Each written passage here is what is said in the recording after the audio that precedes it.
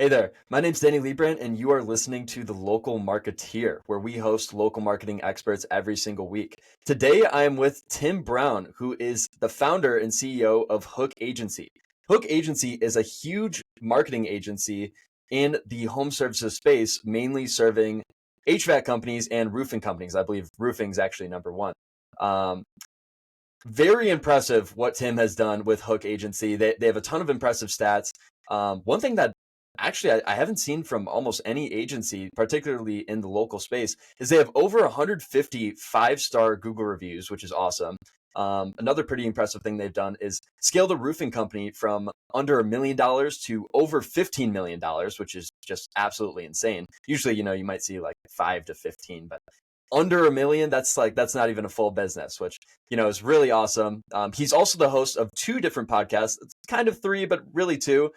There's HVAC and Plumbing Hustle, and then I think actually really the main one. Let's see, what was it? Hook Better Leads, and I believe he has over 300 episodes of that, which is all to really help roofers with their marketing. So super impressive stats. Tim is kind of a veteran in the agents and the kind of the local marketing and agency game as a whole. He's been in it for over 10 years. So yeah, super excited to have you on, Tim. Yeah, dude. Thank you for having me. I like hearing all that in a row. That sounded cool. Yeah, no, definitely. You've done a lot of impressive stuff. So I'd like to walk back to the beginning of your journey. So you started Hook Agency about 12 years ago. What was going on before that? Yeah, I worked at another marketing agency in town called Snap Agency, which was kind of a marketing thing for everybody. We did some e-commerce, web design, development, all kinds of different content management systems, types of websites, basically. And so I was kind of like a little rattled and shaken by all the different stuff we were doing, and it wasn't fun to be somebody working at a company like that, like, because there was so many things that you never felt like you got good at one thing. So I think when I was going out on my own, I had like this mindset of like, could we narrow the focus so that the work could be better and more enjoyable? Okay. So you're working with all different kinds of industries, doing different services. So then you started Hook Agency. Was it more like you were freelancing, or did the agency pick up pretty quickly? I did kind of a overlap technique where I was doing some on the side, and me and my hustle buddy that was at work with me, we'd go out on walks and we'd talk about how much freelance business we'd have. And like we had like contests. We're like, all right, I'm up to 15K recurring, that type of thing. And then once we kind of got it to where the money was surpassing what I was making as my salary, I was like, even though it was super scary, it's always scary no matter what, but I decided to take it on the show on the road. I got a tiny little like basement office with my hustle buddy who's still working at that company, and we just decided to split rent. And that first month, the first few sales when you're out on your own, it's crazy though, when you have 40 hours to dedicate to your thing, it's crazy how fast everything's going to be okay. Like if you were doing this with 20 hours on the side, imagine what you could do with 40 extra hours every single week. And so It wasn't as scary and crazy as I thought. And at a certain point, it kind of like kicks into like, it's more about the ego than it is about just survival. I mean, I always position it in my head as survival, like growth as survival, but like technically I would just have to fire a bunch of people for a while and then I probably would still be fine. Yeah. I don't really want to do that though. So like it's a huge ego thing, and it's like obviously like now it's like families depending on me. Yeah. No, that must be crazy. 8 years later, 34 people and their families. So what am I to do but grow? So that's how I feel now, as more it's like about all that. Okay. Yeah, no, walk me through those first few years of the agency. Like, I mean, it seems like you were getting a lot of clients. Was it easy for you to get clients? I was always so aggressive on marketing from the very beginning. And the first thing I did was I went and I took it was local at the time. It was Minneapolis. Like I was ranking for Minneapolis web design and Minneapolis SEO. So I brought people out to lunch. Like that was my marketing budget for the first month, is take people out to lunch and ask for referrals. People that I could refer and people that could refer me. So every day I took somebody out to lunch, and some of them were awkward. It was good though. It was really good.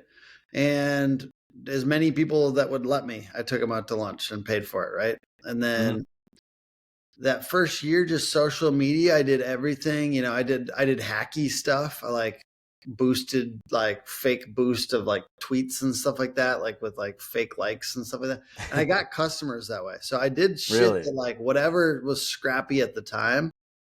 I did whatever I possibly could, and I got business that way. I got business by like being out there, because no one really wants to put their face out there.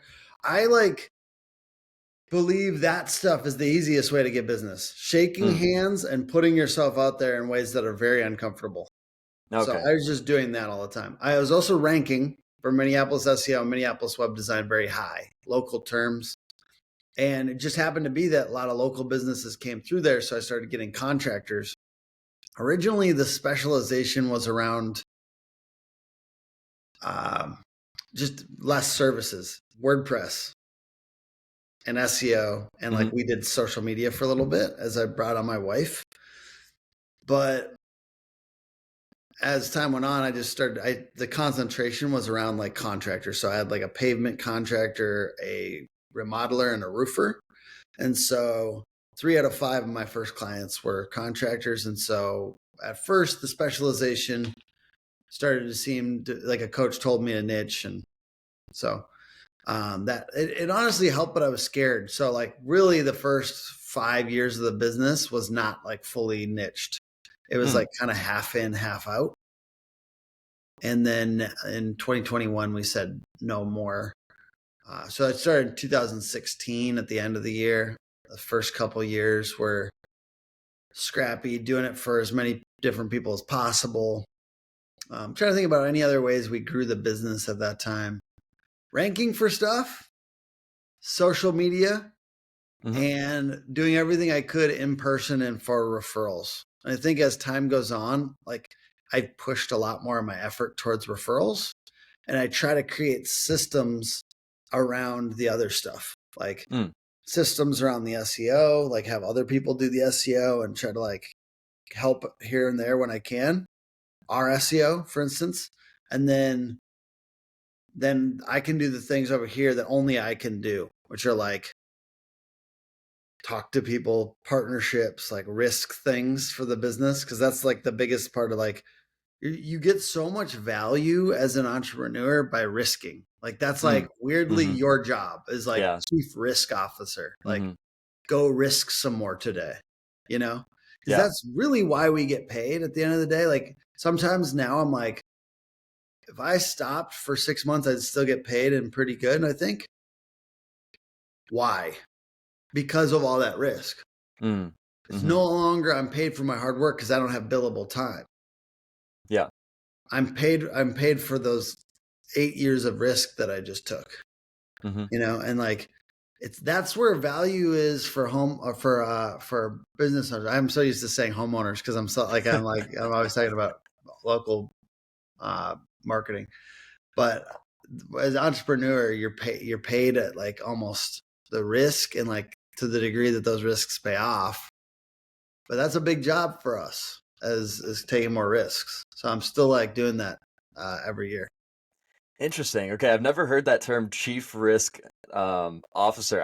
I really like that. I think there's a big part of that too, and I think something that you could kind of relate to that is what I've seen as people start to grow their companies to like a massive scale is now they start inviting others to take on risk, and that usually involves equity, right?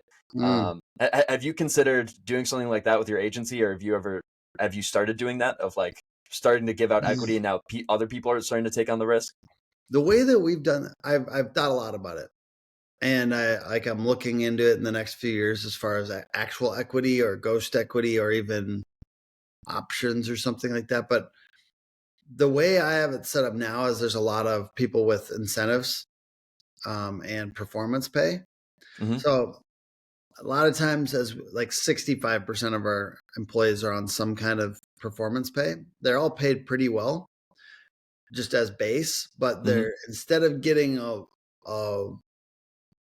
raise this last year, we had a little bit of not a down year, but not as much of a growth year. And a lot of it, instead of a raise, we did, hey, you could make, let's say $10,000 more, but let's put you on this performance pay plan where you could make up to 20,000 or you could make 3, Yeah. And so that's the way we're kind of building risk into our employees' plans. And then my goal is always to try to get them the most, because it's really based on a metric that actually will benefit our business. Mm-hmm. So if they're making a lot, I'm making a lot. So that's the way I look at it. I think people don't go into business for themselves because they're trying to hedge their risks, because otherwise we'd all do it. Mm-hmm. So I'm trying to keep some of that sacred for them as an employee to not, I could give 5 people equity right now, but in a way they might have terrible mental health like I do. Like, this isn't really for the faint of heart. I don't really recommend most people become entrepreneurs. No. It's kind of a fucked up deal a little bit, really. Because we're all like a little messed up in the head. Really. Entrepreneurs. I love us. I think we're awesome. Yeah. I'm so grateful to be one. I'm glad I did it. But at the same time, there's parts of my life that have suffered. And I'm not like whining. I'm like, I have benefited greatly from that suffering. I think it's just, I would never want to be the person that told somebody to go out on their own, unless I saw in them like the spark of like, oh, this person's a little insane. Yeah. Yeah. All right. Yeah. You should do a business then. You should do a business, because this is an insane move. Yeah. No, I think that's actually a very controversial take, especially with all the make money online people now. You'll see maybe on Instagram or TikTok or something where, make $10,000 a month starting your own agency or starting this own thing. And I've seen a lot of young guys fall into that. But I would actually agree with you, now being an entrepreneur for a few years, that it is not for the faint of heart. It is really hard. And also that it takes a certain kind of person to be an entrepreneur. I don't think everyone is meant to be an entrepreneur, like you were saying. And I think it's two less things than like that came 5%. Yeah. I don't think more than 5%. I mean, it's probably less than that are actually going to be successful, to be real. No, I agree. And I was watching Michael Gerber the other day. So good. You've probably seen him or heard about him. Yeah. And talking about like, okay, fine. A lot of you guys are quote unquote business owners, but you're not actually entrepreneurs. You're not actually building something that scales. You're not building a real business, and you're basically just creating a job for yourself. So you're kind of just like a glorified employee in a sense. Would you agree with that? Oh yeah, absolutely. Big fan of E-Myth Revisited. Great book, great system. That and Traction have been huge for us. Traction, entrepreneurial operating system. Yeah, I've heard so many agency owners specifically promote those 2 books. Can you push and explain more on why those 2 books are so crucial?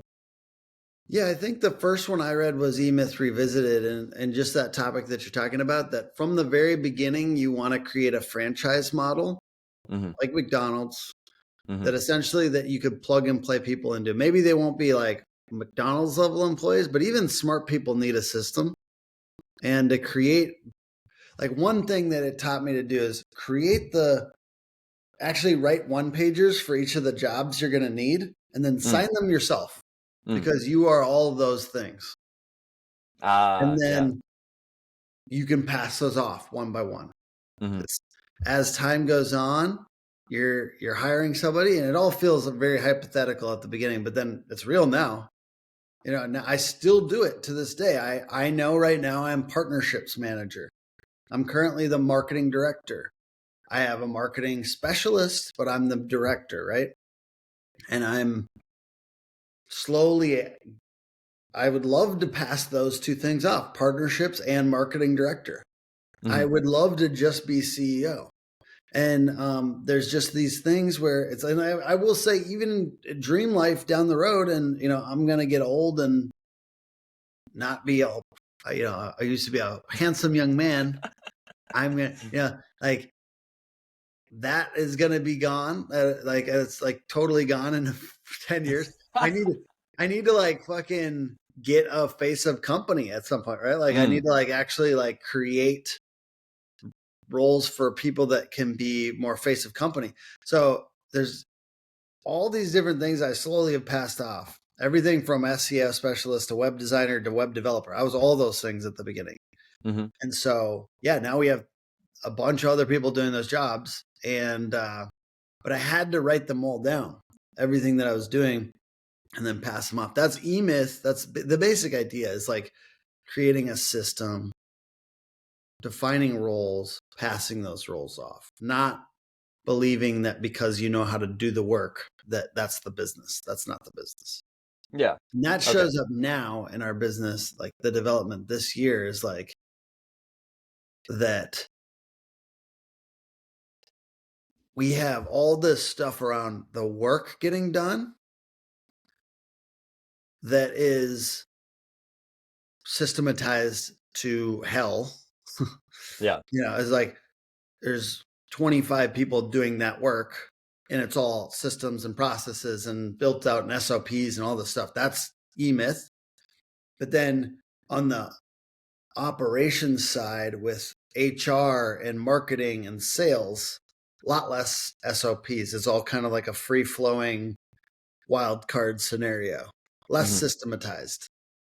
So now I have to like realize those things actually matter and create more SOPs, or have my people create SOPs around all that, which Mhm. we just started to do. That's Yeah. newer. And Mhm. so now we have a hiring, everything's like clear cut. So if somebody else comes in, like if our HR person leaves, that they can, oh, there's SOPs for the new HR person, Mhm. and same with marketing. It's like that's all just happening now. And so that mindset from the very beginning has come from eMyth. Yeah. Traction is a set of, and they're very similar, so they kind of go hand in hand. I think that traction is more full as far as like all the different items that come with it. Like starts off with core values and mission statement and target market and getting clarity there. You can have an implementer, which is a person who walks you through all this, or you could just try to self-implement, which I did for many years. And just 2 years ago, we decided to get an implementer, Nice. and we did that for 2 years. It was really good. And one of the biggest things that he did right away was he told us to decrease the size of our leadership team from 7 to like 4 people. Hmm. And that created a lot of clarity and made us very aerodynamic at the front end to cut through bullshit and not argue. Yeah. And then we got really good with our level 10 meetings, which is the kickoff at the beginning of the week. We broke those down by department. All of this is like systems within Traction, and there's a lot more, but it's really just a framework. And I'd say it's like the reason that it's good is that it's a light framework. It's not heavy, because you don't want a heavy thing Yeah. that like fucks up all your time in the week. Mhm. So that, and then this works for home service businesses too. It's a real framework that could be used for any type of business. Ideally, you'll have an implementer, but there's times where it's not in the budget. So for the first 4 or 5 years for us, it wasn't in the budget, and then it became in the budget, and then we did it. But like in the meantime, I had 5 different coaches. I had a sales coach, I had a niching coach, basically. I had a management coach. I had a few other ones in there, sales coach, like all these different things, right? Maybe multiple sales coaches. And then those different things. And then you start to want to get coaches for your team, and so now most or a lot of the consulting budget kind of goes towards other team members and getting them trained. And, it's hard to hire senior people. So in my case, we've had a lot of luck. I'm totally on a tangent now, so you can stop Go me. ahead. No, go. I've had a lot of luck hiring junior and then letting them bake and then using outside consultants to help them get up quicker. So that's the way we've built out our team. I'm working on getting better about hiring senior and like the ability to do that. But yeah, in our experience, we've kind of now we're using some of that consulting budget to get more of our people up quicker. Okay, cool. Yeah, something really interesting that I've seen in the space, like as I'm looking at different businesses and what are specifically the multiples that they get when they exit, you see that agencies usually get like a lower exit multiple. So agencies, I don't know, I think it's kind of typical to get like a 2 to 3x, where if you're a software company, you might even get a 10x or a 20x. And part of the reason, kind of relating to the Michael Gerber thing, is how scalable and systemized your company is. And I think that's like the harsh reality of the agency space, is that it's pretty hard to systemize. Like every company is so different. You almost have to come in like a consultant in a way and look at all the different things in their business, and you have to at least somewhat tailor it to them. I mean, I've seen people that are maybe successful just doing Facebook ads for one industry, and it's the same exact thing every time, and that way they can systemize.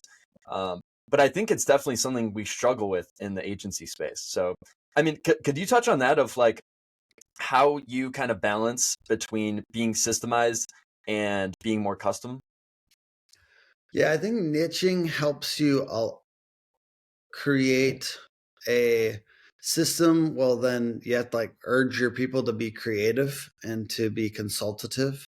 I think we now have a lot of coaching around, hey, be consultative, but it will probably always be like when you're talking to a founder like you or I, they'll always be like way better at this than anyone that will hire, because it's like we created a business.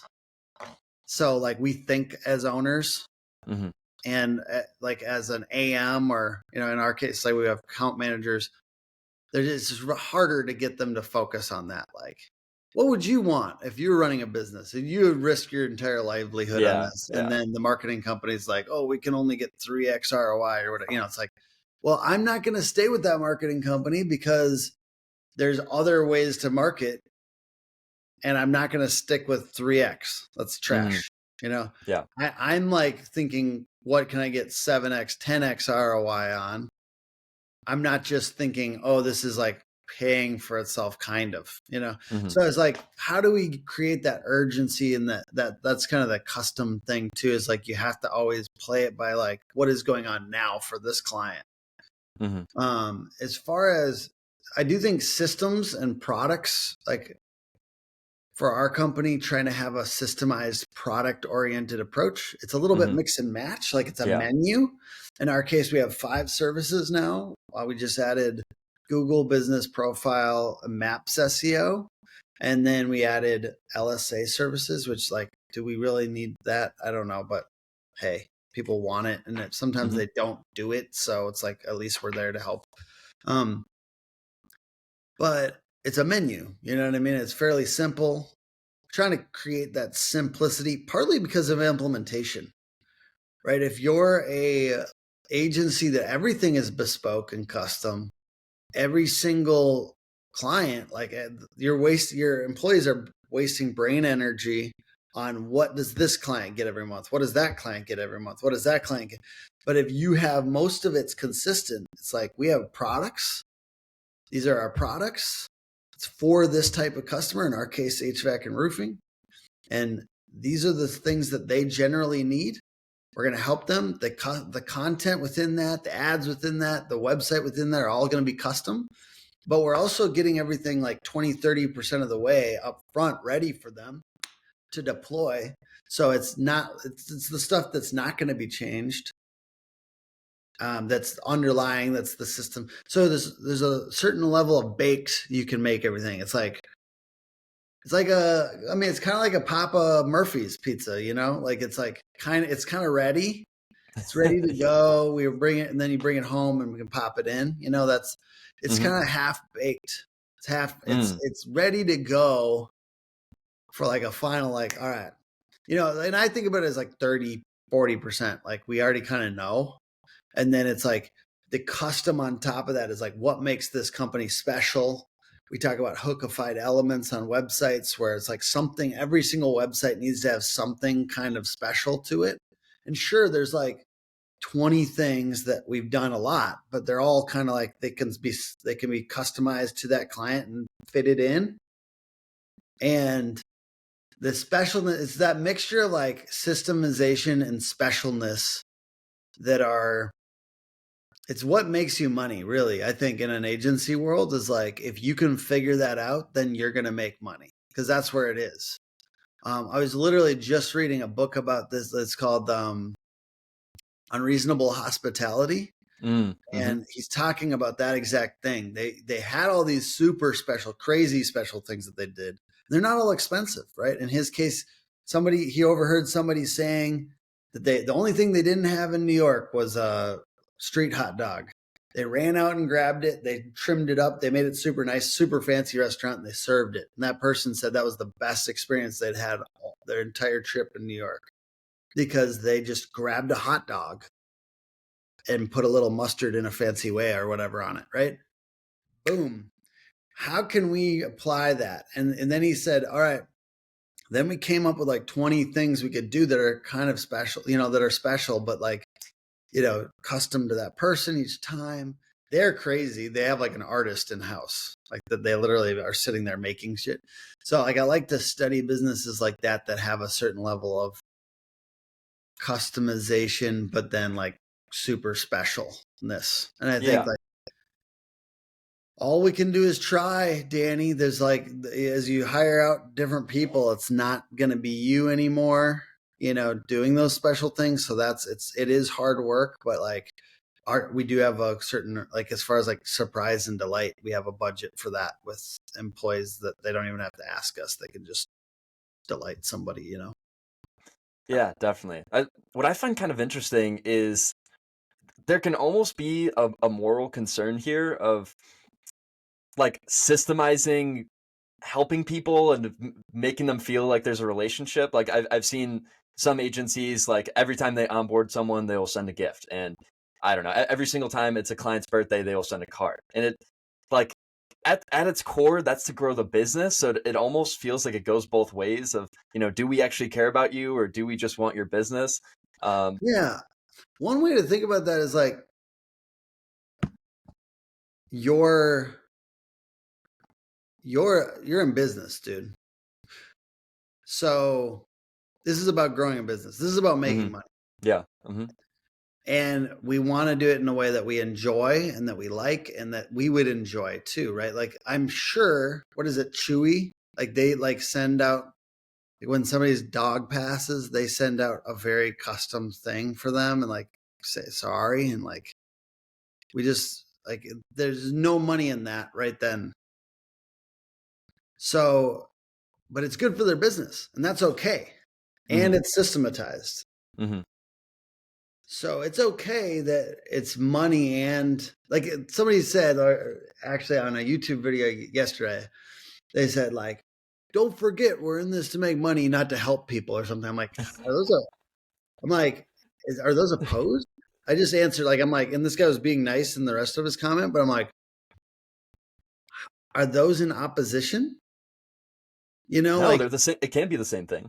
They should be the same thing. And to the degree they're not, no offense, if they're not, like, okay, I'm doing something over the top. Like if every time a dog died, Chewy sent out a new dog, that wouldn't work. Yeah. That's too expensive. Yeah. That's not a real thing. It'd be too complicated to set up. It'd be too much work. It wouldn't be the right.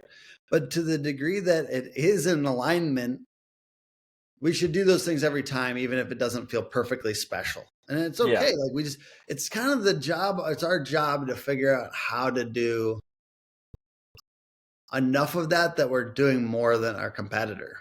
Yeah. And sometimes it might not feel perfectly authentic, but I'm not obsessed with authenticity. I am obsessed with a better customer experience. Yeah, that's really what I was gonna kind of nail this home, is that Yeah. it's all about the experience at the end of the day. If Yeah. they're getting results, I don't know if they love the dashboard, if they feel like they're seen, they like maybe the videos you're sending or the emails you're sending. It's very easy for them. That's really all that matters, and it applies to every single business. So yeah, 100%. Something else I wanted to touch on is you were mentioning that you have several different coaches for different things. Can you touch on like the importance of coaching and what it's done for you? Oh, sure. Yeah, I do want to note that I've had those. I usually am like a year in a coach kind of situation. Hmm. I get what I need and I move on. Hmm.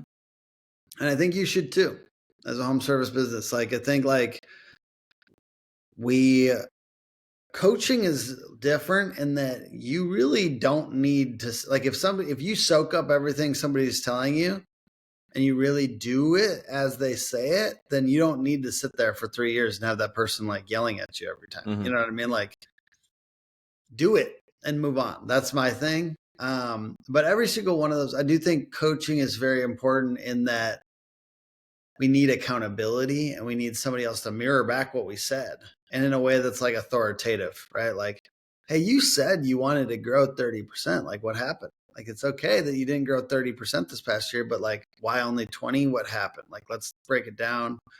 And like to the degree, and not just that, like for us, especially the traction implementer, I think was the best example of like every single quarter we had specific goals we were supposed to do, and we had to face him if they, either way. But if they didn't work, we had to look them in the eye and be like, this is why. And like we Mm. had a sinking pit in our stomach when we didn't hit them. Hmm. Like you should have somebody like that. You should have somebody that says, okay, what are you going to do differently? Mm. And even if it was your little sister or something, you know what I mean? Like if there was somebody that actually could hold you accountable, that's what matters. Like but I have tried some of those like cheaper accountability services. There's like Commit Action, and I've tried that type of thing. It's just I need somebody that like this guy, our implementer, was like kind of like felt like a high school football coach vibe. Like I you know what you need, you know what I mean? Yeah. I need somebody to be like disappointed in me personally. So that's what I needed. You just got to figure out what you need. And like, if that's it, then, figure that out. Yeah. Okay. So if someone out there is looking for a coach themselves, what should they look for in a coach? Man, I think the ideal scenario is like looking for somebody who's kind of done something like you want to do. Mm. Like my current coach now, this is funny. I'm a roofing marketing agency, right? Primarily roofing. Hmm. My coach now is somebody who sold a roofing company or a roofing marketing company for over $10 million. Wow. Okay. So that's my new coach. So I'm trying to get as close to what I want to do as possible, Hmm. And I personally have a bigger goal than that. But if at any point in my life I sell this company for over $10 million, I think current me says that's success. Like Hmm. that's a financial business success. I know everyone wants to be like, well, what if success is hanging out with your kid? It's like, no shit as well, you know? But for me, that would be financial business success. If any point I sold my business for over 10 million. So now that's my coach and I'm paying a lot. Yeah. Awesome. And I think it's almost better. Like once you get to a certain point, pay. I think it's almost better to pay than to like sit there with a mentor that you can't get a hold of, or it's like they're trying to like do some weird trade with you. It's like, stop, just give them money. Like a Hmm. lot of people will coach you for $500 an hour. Mm. So like go pay somebody $500 an hour. Stop looking for somebody that's like willing to do it for free. Like not every if their time is if you want them to coach you, their time is probably very valuable. Hmm. So like that's where it's like, stop trying to get free shit Hmm. and stop trying to settle for something that's not like what you want. You know what I mean? Like I think like at a certain point, and I understand like when you're early as an entrepreneur, it's all very expensive, but it's more expensive to get the wrong advice. Mm. That's true. That's actually a really good point. Yeah, because then you're going down the wrong path and it might take like a few years to correct that. So you should start with the right information and the right advice. Yeah. Okay, cool. Let's see. I had another point to add on to that regarding. Oh yeah, yeah. I think something that most people don't realize as well is that when you make a financial commitment, that in of itself is keeping you accountable. Like, let's say, I don't know, it depends how big you are, but let's say it's even like a few $1,000s a month towards coaching or towards an agency or towards something else. You are immediately going to take that thing more seriously. It's the same thing as like if you pay, $1,000 for a course versus $0 for a course. I mean, you're still paying with your time, but once you pay a premium for something, then you're taking it much more seriously, right? Yeah, exactly. No, yeah, that's been a big thing. I mean, I train I have a physical trainer and stuff now. It's like I wake up at 6 a.m. because he's there. Mm-hmm. And I mean, it's annoying. Like, once again, I mean, I'm obviously like, I'm a little further in my entrepreneurial journey. I can have a fucking trainer or whatever, Yeah, yeah. But like, actually, it's funny. Like, I quit my trainer. I was working out with a trainer before I did the business. I stopped to go into business because I needed the money. Mm-hmm. But I like trainers. And the physical trainer, he's there. And if I don't go, that's me pissing away like $90. Mm-hmm. So I'm going to be there in the morning. So it's interesting. It really does help a lot to have somebody that's going to be, like, you're wasting money. For sure. I'd like to take a pivot here and talk about something else. I think something also really impressive that you guys have done that I actually forgot to mention in the intro. I'm sorry, but you guys have built a very impressive social media following for your agency, and it's also fairly well distributed across different social platforms. So you have over 25K on YouTube, you have over 5K on LinkedIn. Let's see, you have over 7K on Facebook and, some other platforms that you're big on. So can you kind of walk me through that of how helpful it's been and how you have been really building your own following for your agency? Yeah, I think it's kind of the keeping it's two prongs, right? Keeping content flowing out of the business at as fast of and as high quality of clip as we possibly can, and thinking of ourselves almost as a media company. Mm. And then two, voraciously connecting with new people, and doing whatever we can to connect with new people. So for instance, the biggest thing for us has been Facebook, because the business owners that we're trying to connect with are often on Facebook. Mm-hmm. And I have two Facebooks, for instance. I have Tim Hook and Tim Brown. Tim Hook is my HVAC one. Tim Brown is my roofing one. No. And I have somebody on the back end connecting with new people all the time and liking shit and interacting. I mean, not real like comments and stuff like that, but like just constantly connecting. Mm-hmm. And from groups like Facebook groups with the types of people that I want. Yeah. So then the amount of interaction that I get on those and the leads that I get from those are a huge part. Like those are both like big deal, like as far as like how much we've gotten. It's also really good for partnerships and referrals, right? Like if you're super active on content and you can be useful to your partners, let's say like for instance, in your case, like the coaches for, pest control companies, like the people that are all the consultants, like if you can be super useful to them, then that's big. Like if I was you, I'd have like on my website, instead of doing just SEO for myself, I'd be like the 8 best pest control coaches and consultants. I'd make that blog post. I'd make the 8 biggest pest control influencers blog post. I'd make, you know what I mean? Like you're rubbing all these backs with content and doing these different things. Video has done a lot for us. Visiting offices has done a lot for us. Shadowing people in the field has done a lot for us. And social media kind of wraps all that up. Social media is like is an overarching umbrella that gets probably 60% of our business, but a lot of it is probably like because of partnerships and referrals and like looking active and being useful to people through content.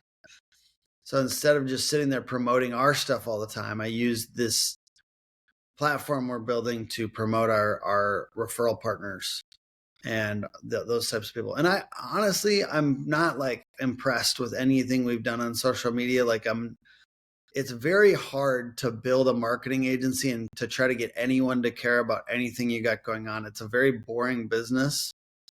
So the best we can do is really focus on our customers and our clients and how well they do their jobs and how awesome they are as people. And so this next year, like a big, like kind of push for us is really talking about the charitable work that our clients are doing in their communities and encouraging more home service businesses to do charitable work in their communities, because it's a high leverage marketing activity, but it's not one that they feel comfortable sharing themselves. So we're going to shine a light on those things. Okay, interesting. All right, there's a lot to cover there, but I'd like to cover that last point that you're talking about, doing charities and maybe sponsorships locally for clients. Can you talk more about that and how that's valuable? Yeah. So in our experience, one, that it's a good for your team and it's good for your vision. Like for instance, we gave 20K to charity. I'm not like shy about it. We gave 20K this year. We're trying to do 30, and then we have a goal of doing 100 in the next 10 years. That's awesome. So, and it's like, it's partly for your employees. It's partly for yourself. Like, hey, I'm doing something good in the world. Mm-hmm. Like, I don't know. I mean, there's a lot of really great benefits. I mean, I believe that home service businesses should do it because it's powerful. Like word of mouth is powerful. So not just for social media clout, because that would be, it's like giving somebody, a homeless guy, $1,000 and shining a camera on his face. Like that's not exactly what we're talking about. But if you have a third party sharing what you're doing, it's less gross, in my opinion. Mm-hmm. So I want to do that for our clients because it will help them grow their business, because everyone loves a charitable connected in the community company. Yeah. Connected in the community is kind of the point. It's not just because you're a good person or all that. It's like you're connected and you're kind of extroverting out in the community as many ways as you possibly can. Because that's the way I think. I'm not just thinking about social media or partnerships or the podcast or trade shows. I'm thinking extroverting in every possible way out in the community. And I know that like there will be 2 new ways in this next year that I find to just get out. Yeah. And get our logo in front of them and get our faces in front of them and smile and shake their hand and be nice. Because if there's a few new ways, we need to like attack them hard and go hard. So that's kind of what it is with charitable stuff too, is like, and that's the way people should think about it. Oh, not I'm just going to give 20K away. Hey, could we do anything like where we're involved with it too? Right. Is there anything else we can do personally? Like in this year, I was trying to go to high school. I didn't get to go to high school. I went to a trade school to like talk about the opportunities. But like I'm trying to get out, and do the uncomfortable stuff that's extroverting out into the community. And those are the things that will always have the highest ROI. Just like I kicked off my company with lunches. That was my marketing budget my first month. If you're not doing that stuff and you're not selling, then all the other stuff you're doing for marketing is kind of fancy bullshit. And I think I've been thinking a lot about this lately, and it'd be funny to end on this if we did, because I think sales is more important than marketing. And if somebody doesn't figure out sales and get really, really good at sales, then they're going to waste a lot of money on marketing and time. And I've wasted a lot of time and money on marketing when all I could have done is just go to that next call and sell them. Stop running your feet down there like a yabba dabba do and fucking sell the deal. Sell the deal and shut the fuck up. And that sales is so much more important. Just sales is everything, dude. Sales is everything. And if you get good at sales, your marketing gets better because you relax a little bit and get less needy because you sold so much that you can just have a little bit more of a fucking cool attitude on social media and on your marketing. So sell shit and then market. Stop. I literally had this totally twisted, dude. I would like miss a sales meeting just to be doing a video. Wrong mode. So like one of the biggest coaches things that they pushed me on was like 60% sales, 40% marketing, not 60% marketing, 40% sales. Interesting. Okay. So has there, I mean, it kind of sounds like you're hinting at this, but was there any specific time where you had like a revelation regarding this? Like, was it like a few years ago and you're like, oh my God, I needed to change everything because of this? Yeah. I think recently because I had a quarter where I wasn't doing any sales and I was marketing so much harder. It was actually Q3 of this last year. I was marketing really, really hard to try to make up for the fact I wasn't personally selling. And so once I stepped back in and started to sell, even the 3-4 deals that I sold this past quarter, I sold six deals out of like 25 or something like that.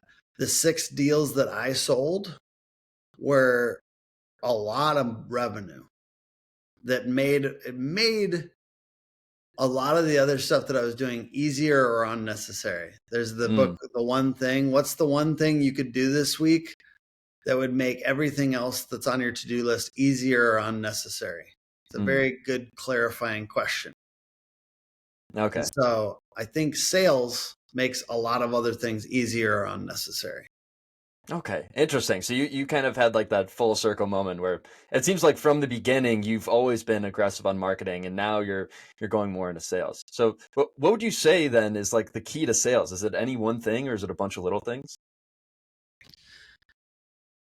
No one treats me like a sales expert usually. So I kind of like act like an idiot when it comes to sales. I'm not an idiot, but I like sometimes just for the sake of like, I have a lot of sales experts on my podcast and stuff.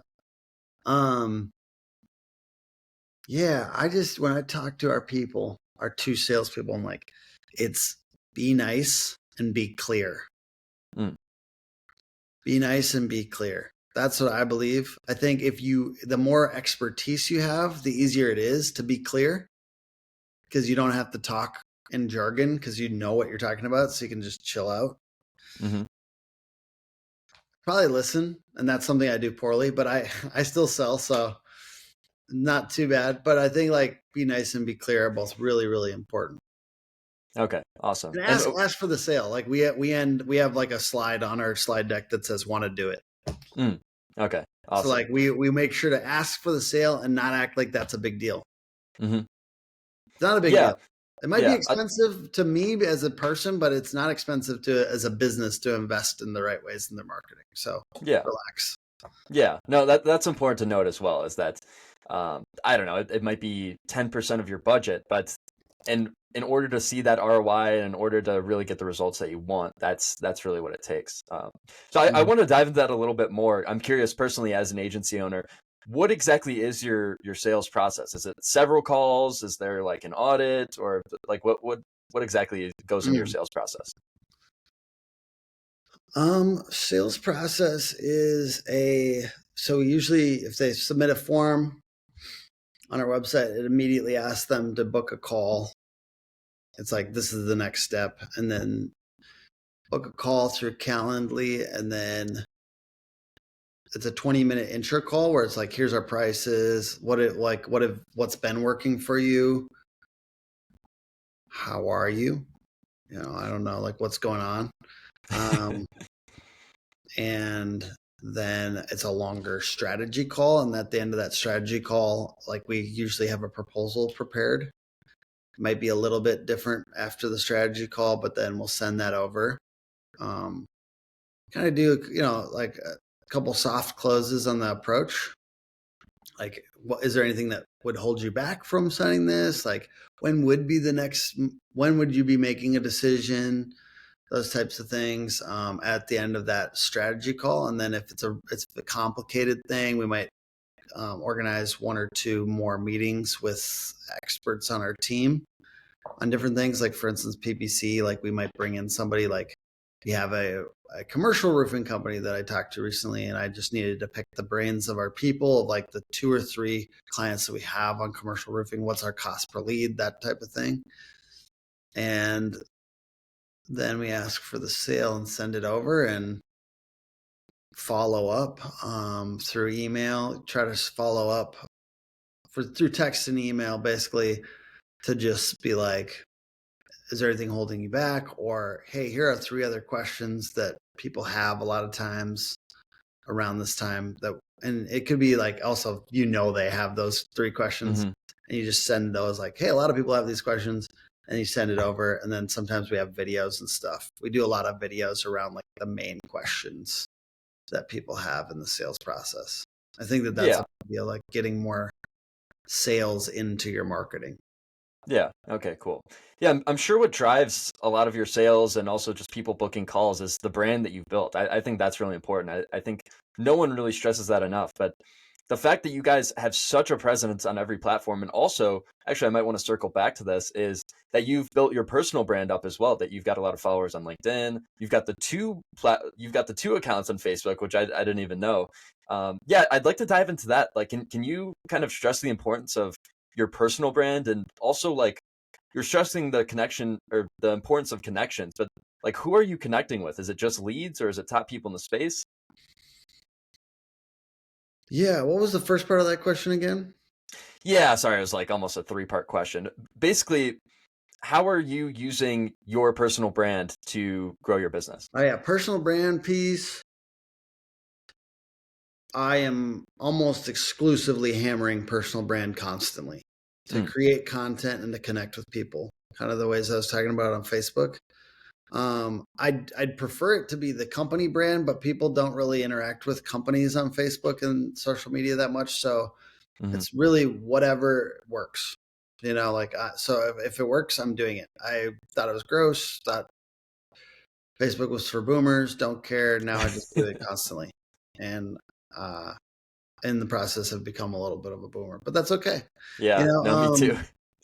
and like, then the second part of your question, like personal brand though, like I try to speak. I'm trying to, let me see if there's anything, like there's a lot of big pieces to it. It's like I am trying to position myself as somebody who cares a lot about the industry, and I go out and do like job site stuff. I've roofed a house. I like get out there and do the real shit, because I think Mm. like personal brand is also like, don't be a soft pussy to blue collar people. Like they want you to be, and I am a little bit, actually. I'm soft hands. You can't see any calluses, but like that, I'm trying to position myself in a way that feels more in alignment with my customer. Mm, yeah, okay, that makes sense. Yeah, and then the second part of that question, which I'm personally interested. So you've got 2 Facebook accounts. One is for HVAC, one's for roofing, and you have a dedicated person that's managing those accounts, interacting with people. And Yeah, I've got like what 3 or 4 people signed into my personal Facebooks. Wow. Okay. Yeah. I've Can got you touch on more on that? And also, like, you're stressing the importance of connections. Who are they connecting with? Is it just leads, or is it top people in the space, or is it a mix of both, or something else? yeah. Generally, the most I'm trying to interact with is business owners in the spaces that I'm looking at. So HVAC business owners and roofing business owners. Mm, I am also secondarily, just because it's hard to like completely keep the like people like vendors in the space, people that could refer. I am always thinking about like who could refer and trying to be more useful to those people. hmm. Interesting. Yeah, I think you were talking about that earlier in the podcast of how important were referrals were, and I think that you were implementing them more. Can you talk more about like how you're getting referrals? Yeah. So I think just even when you're posting on Facebook, right? It's like post with the mindset of like, who could refer me from this post? So with roofers, I always tell them like, you just want to be a Noah guy, because it's like not everyone's getting their roof replaced all the time. So like, you just want to be a Noah guy that does roofs. Like that's all. That's like, don't think about it like I'm gonna get a lead from this one thing. Stop putting your phone number and your like website in there. But like, oh, this guy does roofs. Wear your logo. And then for my case, it's like I just want to be a Noah guy. I post more than anyone else. I try to be of service, but I also try to be of service about the industry, not just to my ideal customer, but like, this is what I see going on type of stuff. I'm so involved, dude, as far as like, it's like huge blocks of time in my week that are built out just for like trying to be of service to people in the industry that are like not my customer. Mm-hmm. So there's like 8 hours or like 6 hours blocked Monday and Tuesday just for that, just for like, hey, what can I do for content that like helps our customer? I just did a meme for like a referral partner, like I'm doing everything. So much of my time is spent on that. And I'm trying to get everything else kind of, because it's kind of the unusual stuff that's like not, you couldn't do it if you're just a marketing manager. You probably wouldn't know what that is per se. So like getting them on as much as like the straightforward stuff that's just for the customer, and getting my time more on like the weird stuff that only I would know about, and making content for them, making blog posts, we do emails and put them on. We have sponsors on our podcast with all the partners. Like we have so much that we do. Like an example is I did like a Nail Guns and Roses shirt, and then I put all my partners on the back, like, Okay, nice. and like things like that, where it's like, and complimentary, like they didn't expect that, but I'd like, these are all my partners, and then so it's a mixture of partners and then new people, like who else could refer me, like how can I be useful to those people that don't know me yet, because I think so much more, if I could just spend 40 hours a week on like helping partners and helping people in the industry that could be useful to me, I think we just have endless referrals. That's how I think. Yeah. No, that's a really good way to think of it. And I had a good question relating to that. Oh yeah, okay. So you're doing a ton of content for your own agency. Would you recommend that like home service local businesses do the same? Like local owners, maybe it's a roofing owner or pest control owner, should they be going as hard or even be doing content at all like you are? I would, if I had a home service business, I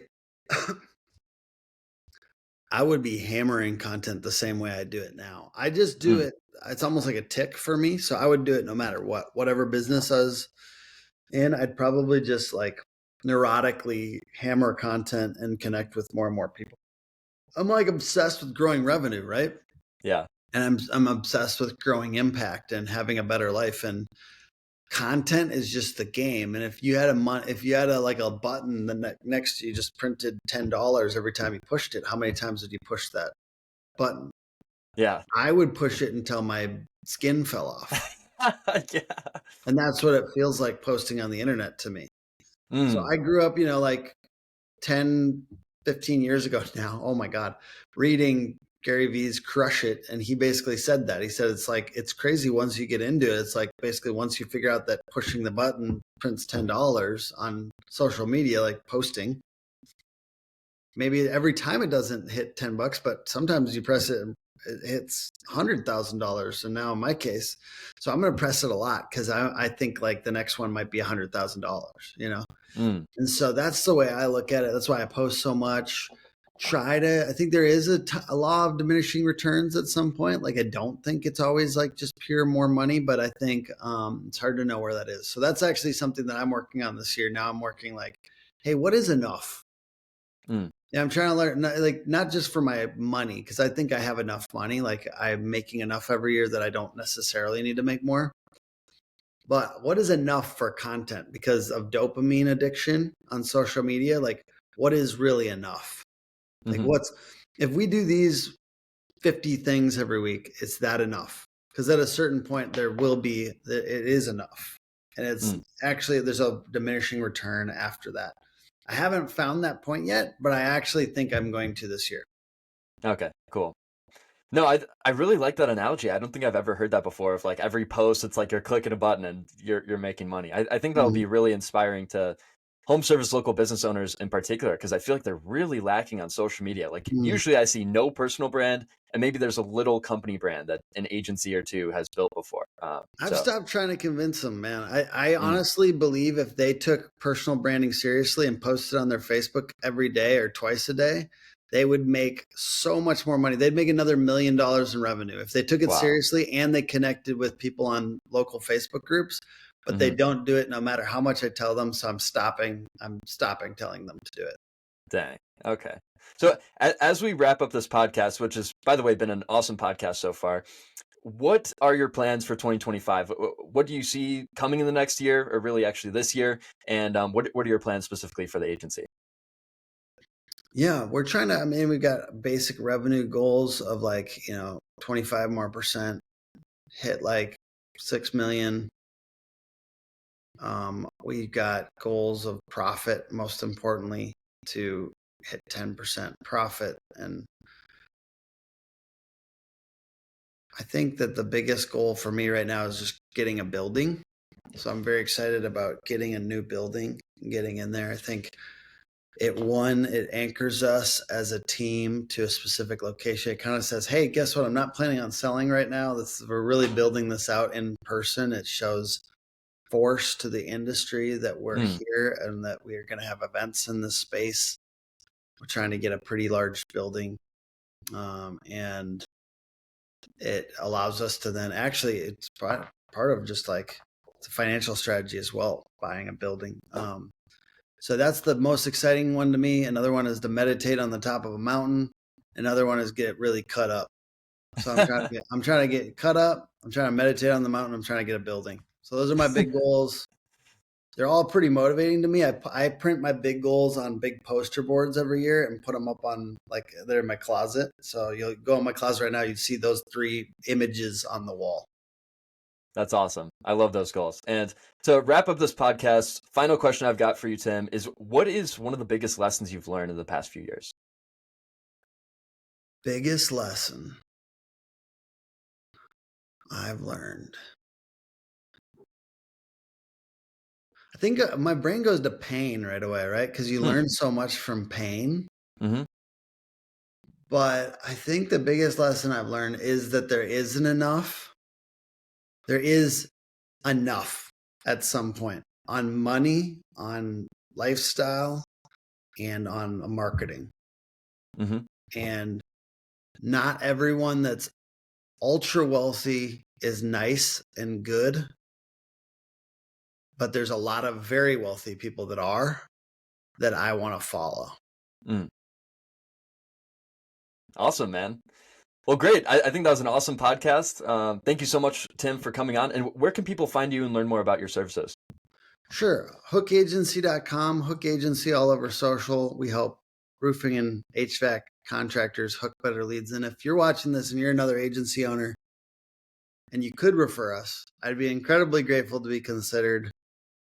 You may not, just like I don't have a great close rate on pest control, Danny. I just talked to a lead recently that was trying to get talk to us, and I probably could have referred them to you and you would have had a much better close rate. We have a very good close rate on those 2 niches, and particularly roofing. So if you refer somebody to us, they probably will close. And we refer, when you find this way to refer other agencies, everything closes easier. Mm-hmm. And we get the most referrals from any lead source from other agencies. Yeah. No, that makes sense. Yeah. When you refer someone yourself, you're basically saying, hey, I don't want your business, or I'm not even going to take your money, but hey, this guy is way better and he should. So if I have any roofers that come to me, I'll definitely refer them to you. Awesome. I appreciate that very much.